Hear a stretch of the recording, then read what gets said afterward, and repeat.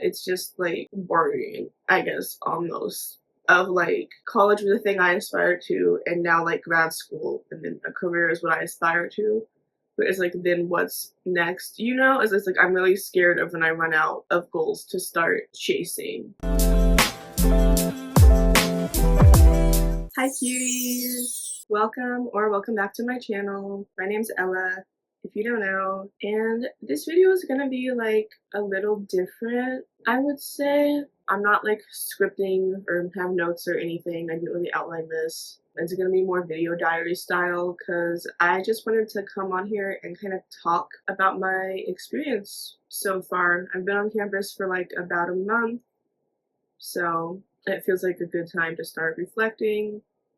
And specifically, I wanted to talk about like my experience with like mental health and like, yeah, my personal perspective on it. Because obviously, there's like a lot, like, not really trigger warning. I don't really think I'm gonna get into anything like that detailed. And spoiler alert, the overall message is that my mental health like has been better since coming to college. But if you're like someone who just like when you hear other people talk about their like mental illness or mental health, you get like comparative, or like it makes you feel more invalidated. If that's like something you relate to, then like maybe skip this. I don't know, y'all know yourselves. That's just something I relate to personally. But yeah, let's get into it. So I guess like where the story starts, so to speak, would be like back when I was in high school still, because in high school, and I would say even in middle school to some extent, and kind of like my entire teenage life, I was very competitive. Well, I've been very competitive my entire life, but specifically when it came to school, I was very competitive and like always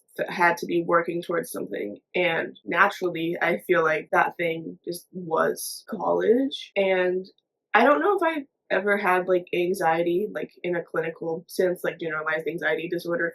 I don't think I did, but I did have like, I would say, more like stress than the average person, especially around school. Like really, really insane perfectionism, especially like I would say like middle school to sophomore year. And I think I've talked about this before, but like I fully crashed out, like not being like valedictorian or salutatorian at my graduation, even though I was still like in the top 10. Yeah, school was always like my biggest like sense of validation, and like it kind of was an attention thing, honestly. Like I wasn't the prettiest, I wasn't like the funniest or most like talented or artsy or athletic, god no, or anything. And in a lot of ways I wasn't even the smartest. I knew how to write. That was like my big thing, was that I knew how to fucking write, and I knew how to take tests, and I knew how to get good grades. And that was such a huge part of my identity all throughout high school. And I was very aware of it and like tried to work on it.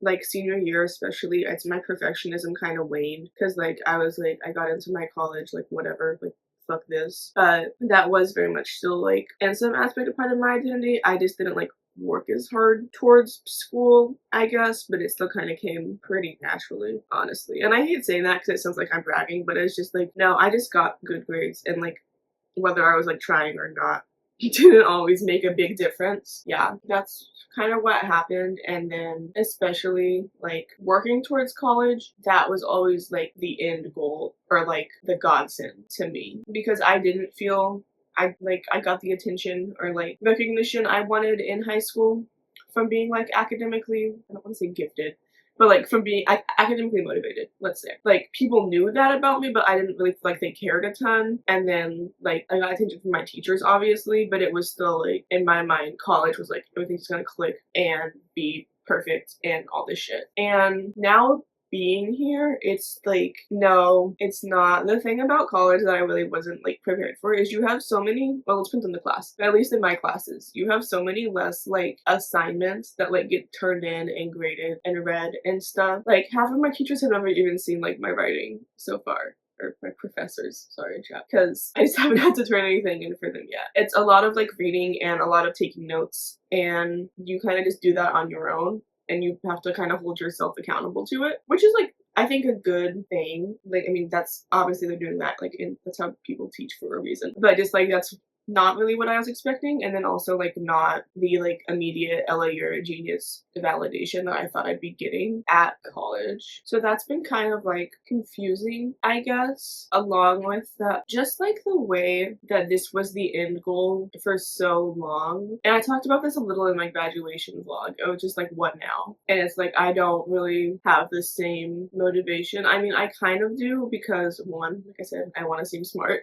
And then also I want to go to grad school and obviously get a job someday, but it's not the same as in high school, where at least my school was like a college, not like a prep school technically, but like getting into college was like, that was expected of like 99% of people. And I like, that's just what the culture was, and I worked towards that. And now that's like not here. Like the end goal isn't as obvious and isn't as like shared, and it's just been very confusing, I guess is the best word. It's like, what now? I've never had to like set my own goals so much before, which sounds kind of funny, honestly, because people think of me as very goal oriented, and I am. And like in my mind, like I do know more or less exactly what I want to do with the rest of my life in like a professional slash academic sense. And someone is gonna fucking be like, you're 18, you don't know. I have had the same fucking like dream job, or not dream job, but like the same general sense of like what's gonna happen in my life for like the past like 5 years. Like I wanted to major in sociology and English since I was like 14. Like shut up. I know my stuff very well and I know my interests very well. So in that sense, it's been like easier for me to like set my own goals or kind of have something to work towards. But at the same time, that just like not being shared across everyone kind of makes it weirder, because on the one hand I seem like very together and like very prepared and like impressive and kind of neurotic for a first year, like having all that like set, but then on the other hand it's like, I don't know, I kind of wish I could share that with someone. And I guess it's kind of always been that way, because in high school too, like early high school, like freshman, sophomore year, I was like looking at colleges and degree programs like unnecessarily early. But I don't know, it's just different. And I'm not really feeling like lonely about it, but it's just like worrying, I guess, almost. Of like college was the thing I aspired to, and now like grad school and then a career is what I aspire to.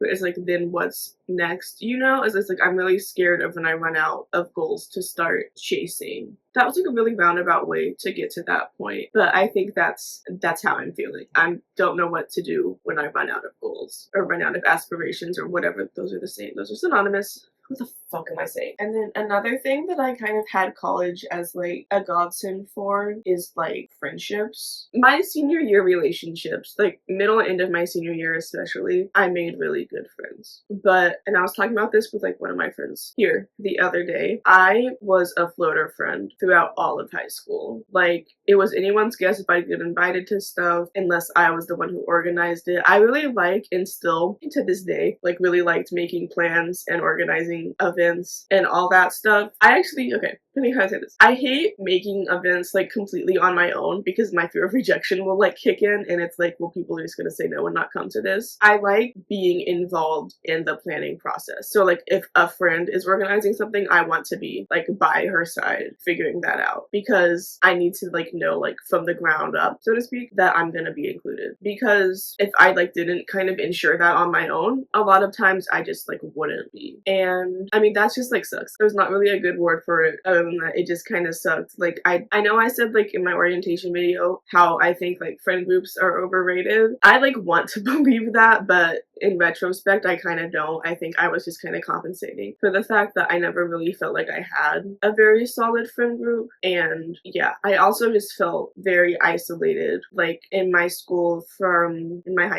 a lot of people, because, well, okay, being like gay in my high school was like a weird experience because we had like a decently good queer community, I would say, but I really wasn't a part of that because I'm like so straight passing, I feel like. And I don't say that to be like, oh my god, straight passing people are like so oppressed or like fuck the blue-haired they thems or whatever. Like, no, people can do whatever they want, and it is so much easier to be queer and look like me than it is to be queer and perceived as queer anywhere you go. But I think, one, because this is gonna get on like fucking Fox News But I think there is like kind of a, not culture, but I think at least in my school, a lot of people were kind of like aware of their sexuality more early on. And I didn't like really figure anything out until the end of my freshman year, which is still like really young, like grand scheme of things. But compared to a lot of other queer people around me, it like wasn't young. Like a lot of people like since middle school like had kind of figured that out. Or at least like were like experimenting with stuff, even if they like that wasn't the identity they stuck to or whatever. And yeah,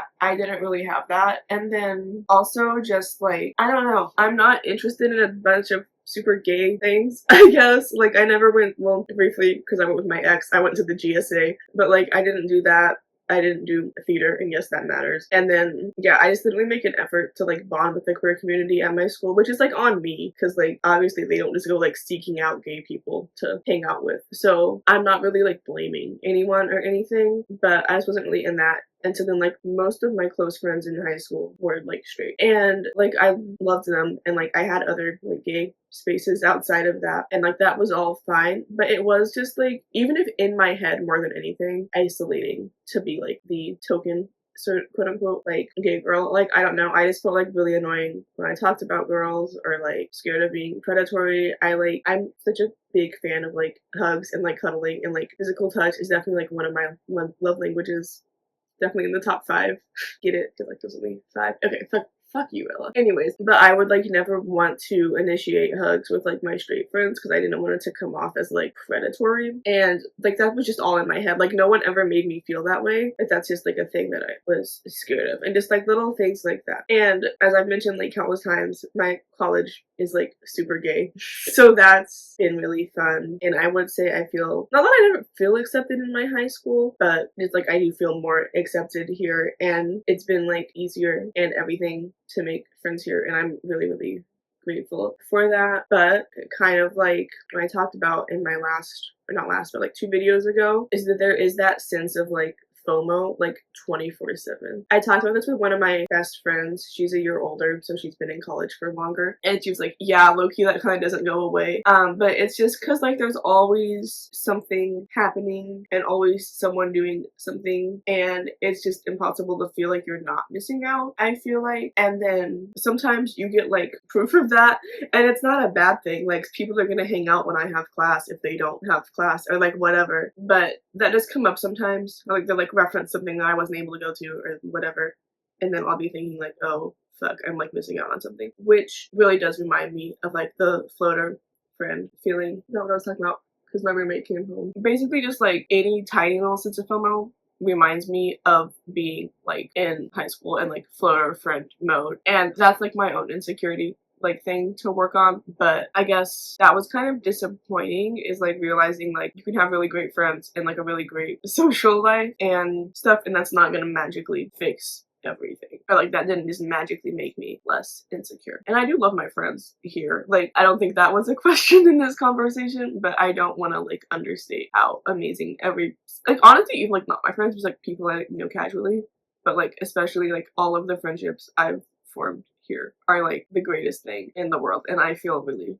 really lucky to have met so many amazing people like so early on. And I don't even know how to transition to like this last idea, so we're just gonna go for it. But college is so busy, and I don't even mean in like the work sense, like yes, the work sense, but then there's clubs, like there's people always around, and like there's just always stuff to do. Like I don't think I've ever been bored since getting here, honestly, which is like a blessing, but it's also another thing that worries me, just because I am not good at like downtime. Like I'm a doer, I need stuff happening, and I've talked about this in like therapeutic settings about how like this is really like an avoidance thing for me, of it's like I don't want to be alone with my own thoughts. Like even right now, quite literally being alone with my own thoughts, I'm still like filming. Yeah, you know, like it's just like a thing that I'm doing instead of just like sitting there to process. And I mean, I am processing, but like I'm processing in a way that like has to be like, you know, I'm like open, but there is always like some restriction when you're presenting yourself online and like shit like that. Anyways, I don't know, because there's always so much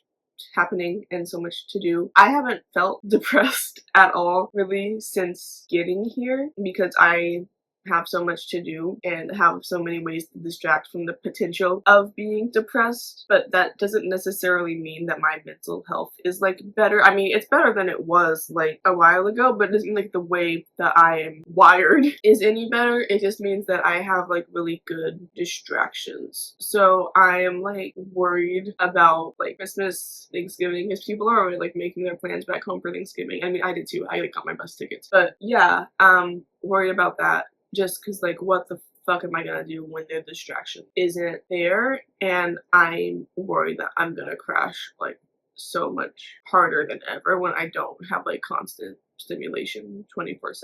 And I don't really know what to do with that. I don't really know what to do with anything I mentioned in this video. I just kind of wanted to talk about it because this is the closest I'm gonna get to really processing and thinking about my feelings and myself.